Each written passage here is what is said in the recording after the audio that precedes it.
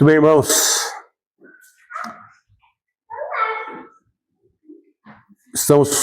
Concluímos o capítulo 5. Vamos entrar no capítulo 6 hoje. E vamos começar a encontrar os primeiros obstáculos internos. Nós vimos a oposição interna, Ananias e Safira. Agora nós vamos ver obstáculos internos. Então, se os irmãos perceberem, a igreja nasceu com condições semelhantes às nossas, com problemas semelhantes aos nossos, com dificuldades que enfrentaram como nós enfrentamos. Capítulo 6, versículo 1. Nós vamos poder perceber que a igreja está crescendo em Jerusalém, apesar dos obstáculos internos. E no versículo 1, nós vamos ver conflitos de natureza cultural, onde as necessidades aumentam. A igreja está crescendo, as necessidades da igreja vão aumentando. Ora, naqueles dias, multiplicando-se o número dos discípulos, houve murmuração dos helenistas contra os hebreus, porque as viúvas deles estavam sendo esquecidas na distribuição diária. Vamos primeiro entender que obstáculo é esse, interno, dentro da igreja, cultural. Nós ainda estamos tratando de judeus, mas aqui dois tipos de judeus, helenistas e hebreus. Os helenistas, eles são fruto da dispersão, da diáspora, quando eles foram espalhados e repatriados em vários países. Lá, eles têm uma cultura grega, helenista, tá? Cultura helenista quer dizer cultura grega, tá? Então eles falavam grego, que era a língua dominante da época. Vamos lembrar que o Novo Testamento ele é escrito em grego. Por quê? Porque era uma língua obrigatória, todos que tinham que saber o grego, para haver não só a comunicação no aspecto de um falar com o outro, mas para que todas as coisas pudessem acontecer. Então, o que aconteceu? Esses judeus que foram dispersos, eles foram aculturados com cultura grega e estavam começando a retornar para Jerusalém, alguns deles, só que a fala deles era o grego. E os judeus hebreus eram aqueles que falavam o hebraico e o aramaico. Vamos lembrar que aramaico também não é língua deles, tá? É língua babilônica. Quando eles passaram pelo cativeiro babilônico, eles aprenderam o aramaico. Interessante como as pessoas não entendem. Eu vejo muitas vezes pessoas falando de boca cheia. Está no aramaico, está no babilônico. A língua original é o hebraico, não é aramaico. O aramaico é a língua que foi aprendida dentro do cativeiro babilônico. Tá? Então, como eles ficaram um bom tempo dentro do cativeiro babilônico, eles assimilaram também aquela língua e misturaram um pouco. Então aqui tem dois tipos de judeus. Os judeus helenistas, o que acontecia? Estavam dispersos num cativeiro, daí já estavam tendo liberdade de sair, estavam saindo, voltando para Jerusalém. E o que estava acontecendo? As viúvas, elas chegavam numa condição paupérrima. Não tinha condições de se sustentar, de se manter. Então elas precisavam ser socorridas. Então, o que estava acontecendo? As viúvas deles estavam sendo esquecidas na distribuição diária. Era esse o problema que estava ocorrendo naquele momento.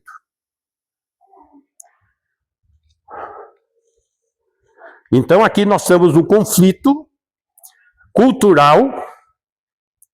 Então, como que vai se resolver isso?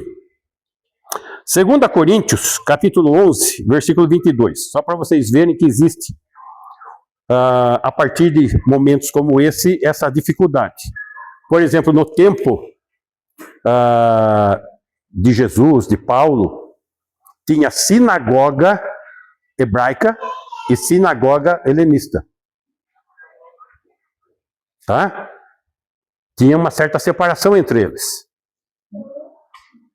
11:22. São hebreus? Também eu. Então o apóstolo Paulo está falando que ele é o quê? Hebreu. Ele não é helenista. Ele é hebreu. São israelitas? Também eu. Então, ele não só ele é hebreu, no sentido de cultura, mas ele também é israelita, ou seja, ele pertence à nação de Israel. Ele não nasceu em outro setor, em outros países da dispersão. Tanto que ele aprendeu aos pés de Gamaliel. Tá? Gamaliel era um rabino. E era um rabino, eu entendo até que de linha mais aberta. Um rabino de esquerda. Como assim? Lembram daquela questão do divórcio que estava sendo discutido? Então, perguntaram para Jesus a respeito do divórcio. Mas o que eles queriam saber? De que linha que eram? Se era da linha que permitia o divórcio por qualquer razão, ou o divórcio em caso de adultério. Tá? A linha de Gamaliel era a linha de qualquer razão. Aí que vocês veem, quem que escreveu muitas orientações a respeito de divórcio que nós temos? Paulo. Ou seja, o que ele tirou de proveito do ensino de Gamaliel? Pelo menos nesse assunto, nenhum. Né? Porque ele é radical quanto a essa questão. Israelitas, também eu. São descendência de Abraão? Também eu. Ou seja, ele é participante, ele é herdeiro do pacto. Ele é da tribo de Benjamim. Então eu estou mostrando essa questão aqui de Paulo, para que os irmãos vejam que existe uma distinção, sim, entre helenista e hebreu. São todos judeus? São, mas já com culturas diferentes. Muito bem. O fato é o seguinte, nós vimos que tinha os obstáculos internos, as pressões externas e internas. A externa, o Sinédrio estava realizando. A interna começou com Ananias e Safira, dentro da igreja, e agora esses obstáculos internos culturais dentro da igreja.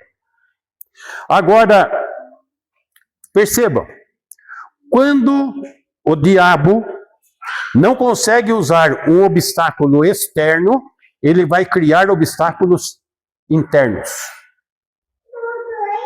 E precisamos estar muito atentos quanto a isso como igreja. Que obstáculos vão surgir de natureza externa e de natureza interna. Ok? Muito bem.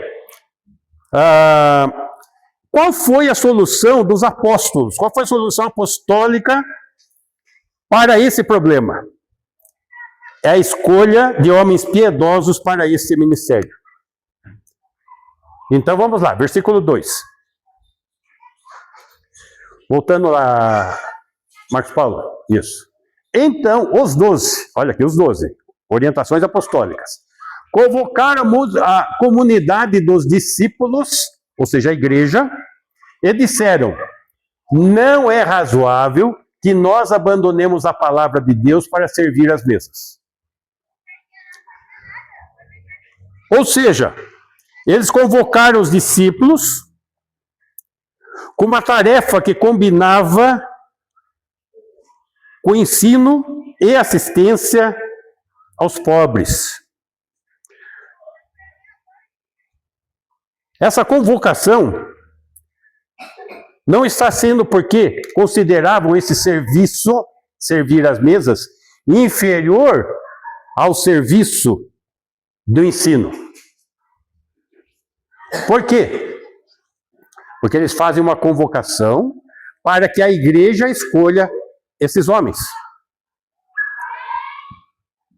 A palavra servir às mesas é da onde nós temos a palavra diácono. Mas aqui ainda não se trata de diáconos, porque a igreja ainda está sendo estruturada. Tá? Nós vamos poder perceber isso. Versículo 3. Mas, irmãos, escolhei dentre vós 7 homens de boa reputação, cheios do Espírito e de sabedoria, aos quais encarregaremos deste serviço. Então, aqui nós nos deparamos com a escolha de 7 homens. Isso estava de acordo com a cultura, em consonância com a praxe judaica. Os judeus, eles tinham por hábito nomear 7 homens para deveres específicos. Eles estão seguindo o que era realizado na época. Então, quando surgiu o problema, os apóstolos falam, separa 7 homens aí. Só que ele qualifica esses homens. E a qualificação desses homens é homens de boa reputação, homens respeitáveis, homens de bom testemunho, homens retos. Outra virtude que foi colocada, cheios do Espírito, espirituais. Não somente nascidos de novo, mas que viviam intensamente essa fé na direção do Espírito Santo. E de sabedoria, ou seja, práticos, que sabem lidar com as situações. Versículo 4. E quanto a nós, nos consagraremos à oração e ao ministério da palavra. Então, eles vão ficar concentrados no quê? Na oração e no ministério da palavra. Percebam que tem uma ordem aqui, e ela não está aqui por acaso. Oração e palavra. Nesta ordem. Ou seja, orar a Deus falando a respeito dos homens. Para falar de Deus para os homens. Palavra. Esse é o chamado dos apóstolos. E 7 homens estão sendo levantados também para um chamado de servir a mesa. O que é servir a mesa? Exatamente, cuidar da comunidade. As viúvas dos helenistas estavam sendo excluídas. Precisa cuidar dessas viúvas. E eles queriam correr quais são as necessidades, o que precisa comprar, o que precisa ser feito, e iriam organizar o caixa, a tesouraria e administrar essa questão.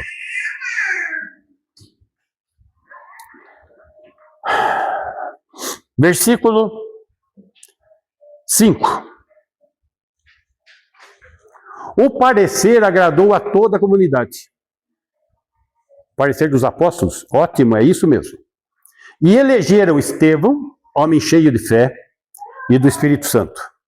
Filipe, Prócoro, Nicanor, Timão, Pármenas e Nicolau, prosélito de Antioquia. Notem algumas coisas a serem observadas aqui. Estevão, primeiro mártir, evangelista, pregador, dirigido pelo Espírito Santo.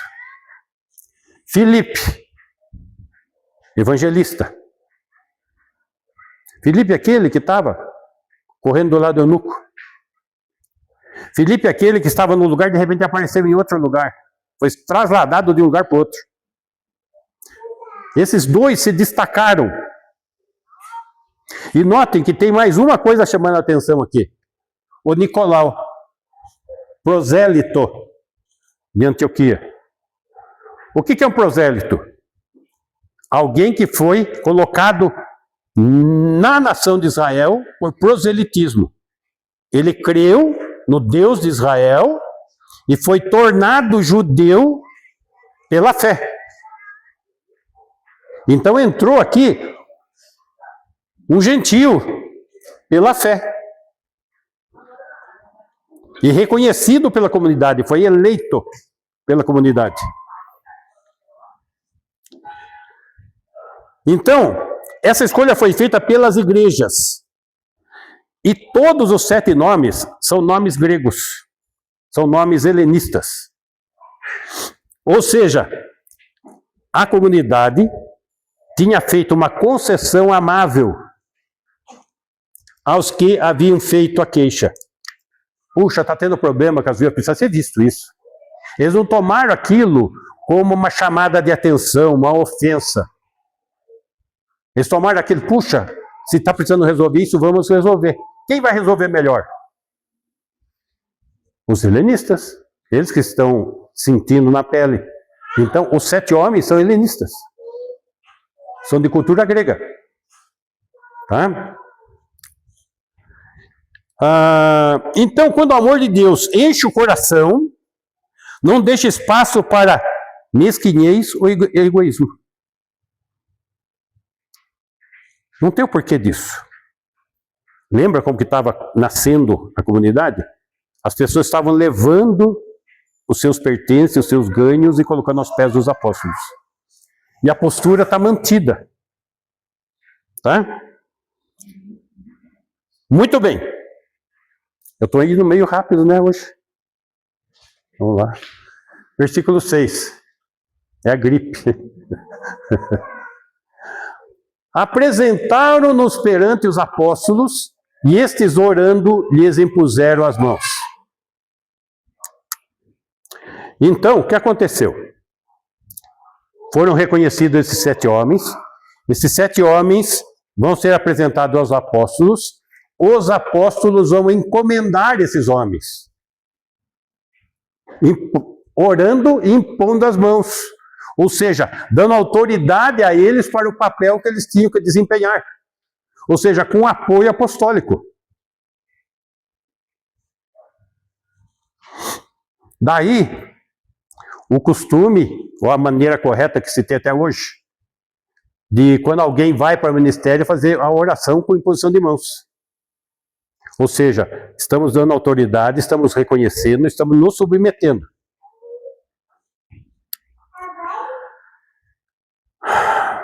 Muito bem. Versículo 7.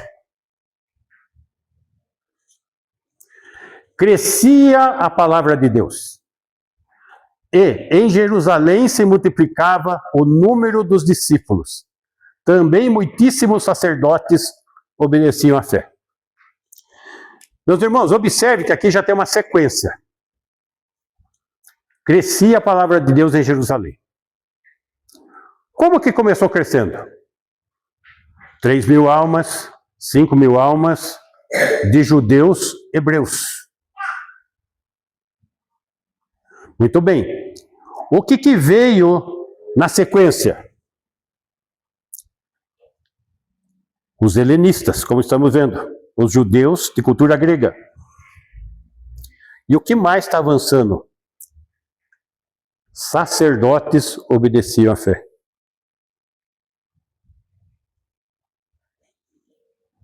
Sacerdotes do judaísmo. Está havendo uma expansão. A palavra de Deus está crescendo. Está se multiplicando o número.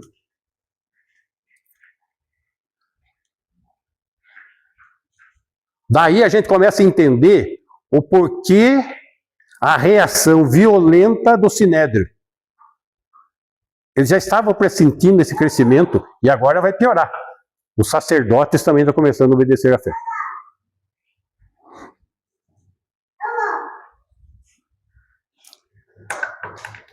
É uma questão que nós temos que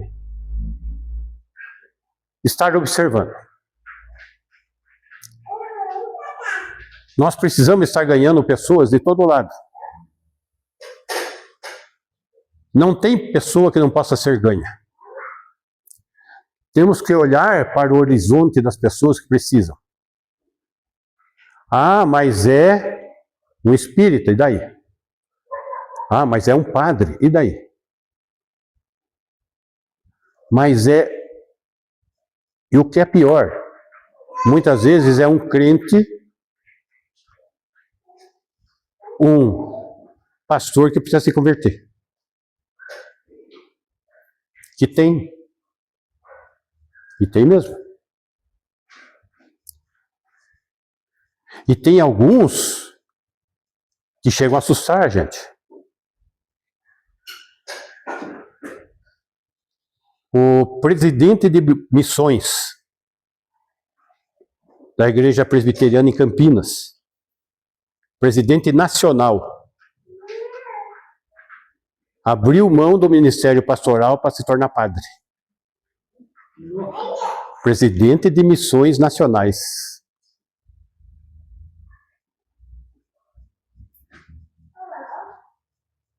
Eu estava em São José, eu frequentei uma igreja católica. Uhum. E a maior parte dos membros daquela igreja eram evangélicos recém-convertidos ao catolicismo. Estou falando? Essa é a questão. Agora, por que isso está acontecendo? Gente, na maior parte das vezes, é porque o que está sendo oferecido não está sendo boa semente. Não está levando as pessoas a receber uma fé verdadeira, sólida. E aí, qualquer vento que vem, vai. Essa é a realidade. Muito bem. Agora, diante de Deus, como que fica essa situação? 2 Tessalonicenses, capítulo 1, versículo 5.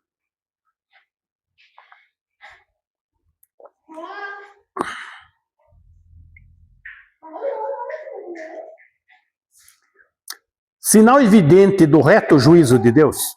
O texto está falando então do quê? Deus vai julgar. Deus está julgando, o reto juízo de Deus. Para que sejais considerados dignos do reino de Deus, pelo qual, com efeito, estáis sofrendo.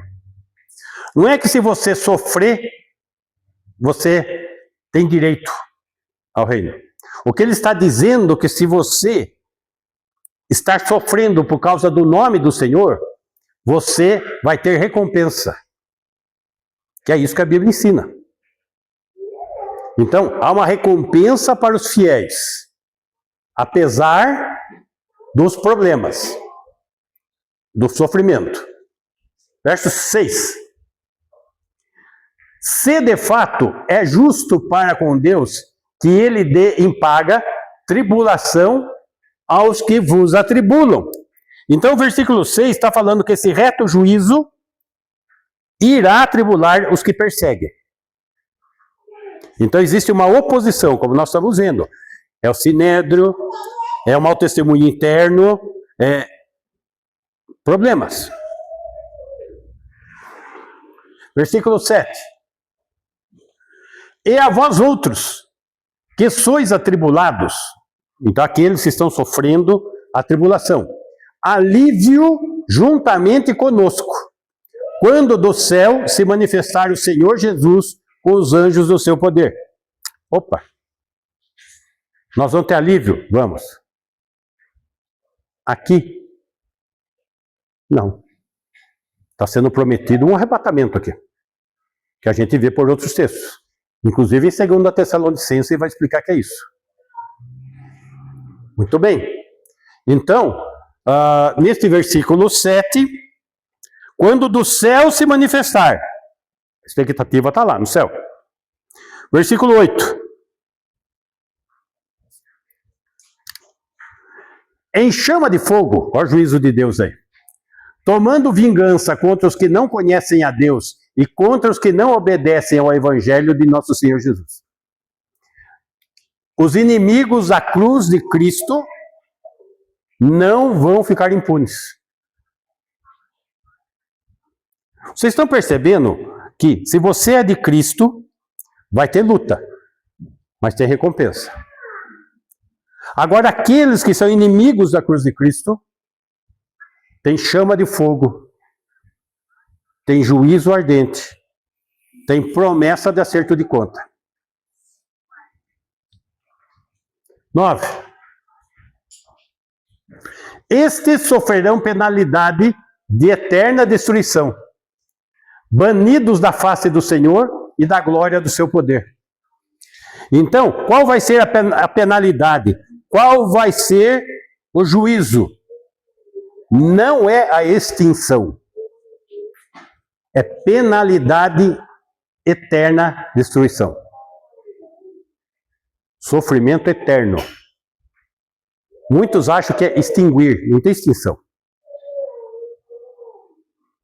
O inferno, ele é eterno. Ele não termina ali. Ele é eterno, ele começa ali. E serão banidos da face do Senhor e da glória do seu poder. Os inimigos da cruz de Cristo. A impressão que a gente tem quando vê um inimigo da cruz de Cristo é que ele se sente intocável. Ele se sente, ó, eu estou fazendo tudo isso, nada acontece porque não tem Deus, não existe Deus, nada vai acontecer. Não é isso que está aí. Muito bem. Versículo 10. Quando vier para ser glorificado nos seus santos e ser admirado em todos os que creram naquele dia, porquanto foi crido entre vós o nosso testemunho. Vamos compreender bem esse texto aqui. Quando vier, quando o Senhor voltar a esse mundo, implantar o seu reino aqui na terra, quando vier, para ser glorificado nos seus santos. Perceba, não é para ser glorificado com os seus santos. É ser glorificado nos seus santos. Aqui está a figura do casamento hebraico. No casamento dos judeus, a pessoa alvo da festa é o noivo, não é a noiva. Só que o noivo é que ele quem banca o enxoval, ou seja, a roupa da noiva. Também. Então, quando a noiva se manifesta numa roupa majestosa, e todos, olha, eles não estão olhando a noiva, mas estão olhando a roupa que o noivo deu para a noiva.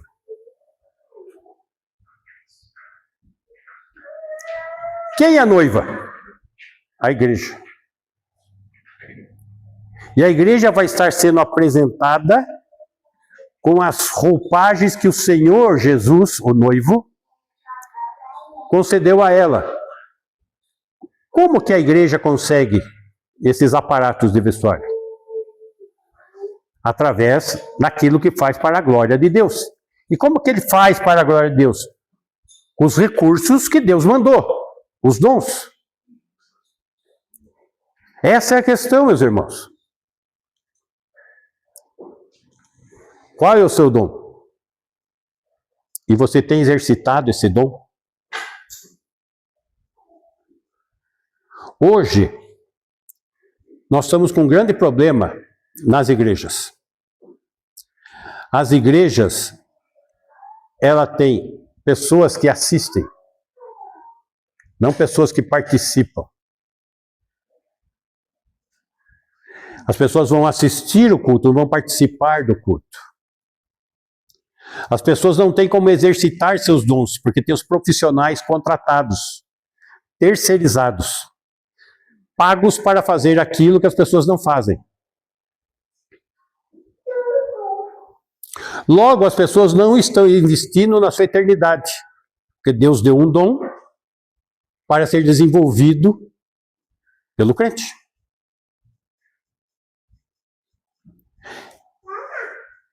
Nos seus santos. Então, quando o Senhor voltar com a noiva, ela vai vir esplendorosa. Só que esse esplendor é a desenvoltura dos recursos que ele nos deu, os dons.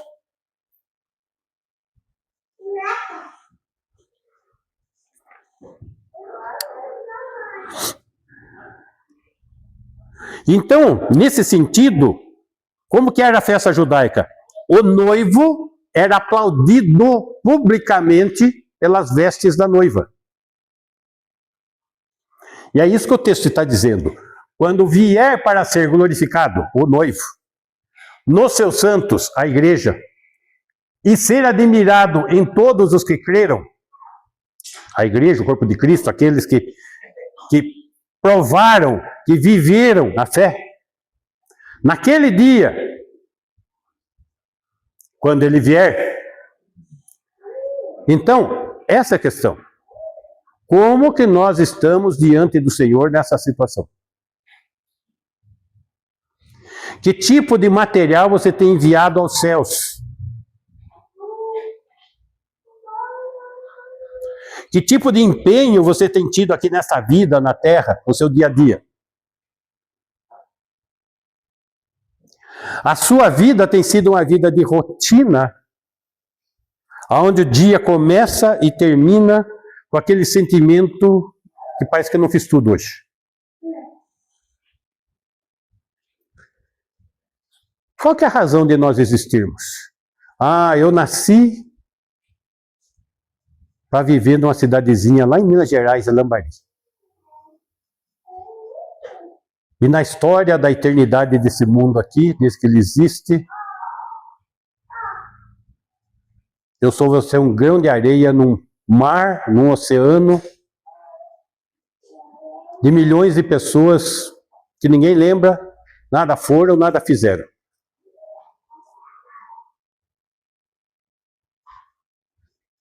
Isso vai contar para o seu enxoval? Não.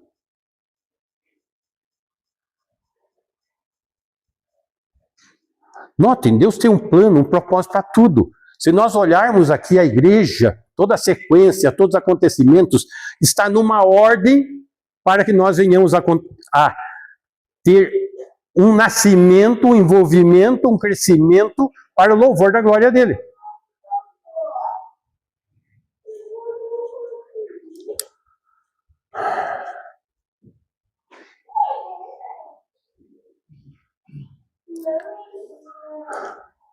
O noivo está fazendo a parte dele. Ele nos comprou com seu sangue, ele nos resgatou, ele nos colocou no corpo de Cristo, ele deu a habitação do Espírito Santo, ele deu os dons e deu uma ordem. Será que tudo isso é para sermos espectadores ou vivermos a fé cristã? E aqui que está a questão. Concluindo, versículo 11. Por isso também não cessamos de orar por vós, para que nosso Deus vos torne dignos da sua vocação. Dignos da vocação, do seu chamado. E cumpra com poder todo o propósito de bondade e obra de fé. E deu o Espírito Santo. Cantamos, recebereis poder e sereis testemunhas e tal. E aí? Estamos sendo? Propósito de bondade e obra de fé. 12. A fim de que o nome de nosso Senhor Jesus seja glorificado em vós, e vós nele, segundo a graça de nosso Deus e do Senhor Jesus Cristo. Então, se os irmãos forem percebendo, quanto mais nós caminhamos no estabelecimento da igreja, aqui em Atos, nós temos que manter a nossa mente avaliando isso e nossas ações estejam de acordo com aquilo para o qual a igreja foi estabelecida. Eu acho que nós estamos caminhando nessa direção. Já conseguimos algumas coisas. Podemos melhorar. Podemos ser mais ativos individualmente. Podemos ser aquilo que o Senhor deseja que sejamos. E tudo em nome do nosso Senhor Jesus seja glorificado. Bem? Posso ficar em pé?